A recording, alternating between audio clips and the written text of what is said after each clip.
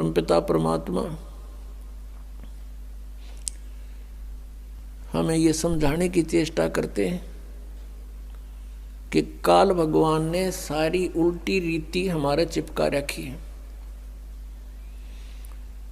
हम इस काल के जाल में इतने फंस गए हैं, फिर हमारा एक समाज बन गया है, उस समाज के अनुकूल हमें सभी सुविधाएं नहीं मिलती हैं, तो हमें फिर बहुत परेशानियां होती हैं। जैसे हमारे समाज में पुत्र की प्राप्ति अति आवश्यक मान रखी है कि यदि पुत्र नहीं होता है तो जीवन व्यर्थ है, चाहे कन्या कितनी हो जाओ। तो ये काल भगवान का एक जबरदस्त जाल है जो हमारे ऊपर फैला रखा है उसने। जिसके पुत्र नहीं है तो वो वैसे ही समाज में अपने आप को एक कमजोर मानता है, हेय मानता है। और जिसका संतान बिल्कुल नहीं, वो तो अपना जीवन कति व्यर्थ मान रहा है बिना ज्ञान के।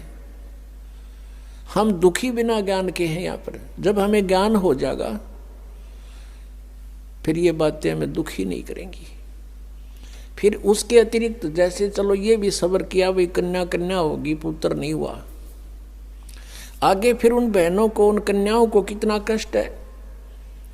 जैसे उनके बच्चों का विवाह होता है, भाई है नहीं तो बाती नहीं आया, तो उस दिन बहन खूब रोए, चाहे दूसरा चाचे तहुआ का कितना ही कुछ कर लो।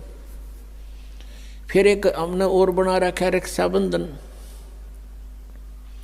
उस रक्षाबंधन के दिन फिर रोए वह बहन जिसका भाई को ना, बता वो रक्षा कर देगा अपनी बहन की। वो भाई जो रक्षाबंधन जिसका बांधन जावे है कि मेरी रक्षा करिए भाई तू। एक बहन बता रही थी कि रक्षाबंधन के दिन, नाम लेने से पहले की बात है, नाम लेने के बाद हम नहीं करते ये, क्योंकि हमें पता लग जाता है। अब उसको ज्ञान हुआ उस बात का कि मैं अपने भाई के घर गई हुई थी, अपने मायके, रक्षाबंधन वाले दिन इंतजार कर रही थी, भाई आओगा रक्षा बांधूंगी। अब रक्षाबंधन उसके बांधूंगी, पहुंची, भाई नहीं आया, उसका शव आया। उस दिन एक्सीडेंट हो गया, दुर्घटना होगी, टक्कर मार कर रोए सारा परिवार। अब जो भाई अपनी ही रक्षा नहीं कर सकता, बहन की कहां से कर देगा। जो रक्षा करने वाला है उसकी तरफ ध्यान भी को नहीं।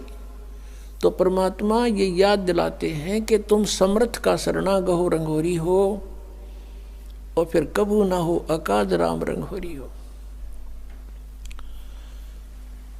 पुण्यात्मा, यदि आपने परमात्मा पाना है और काल के जाल से छूटना है तो इस परमात्मा के दिए विधान के अनुसार चलना पड़ेगा।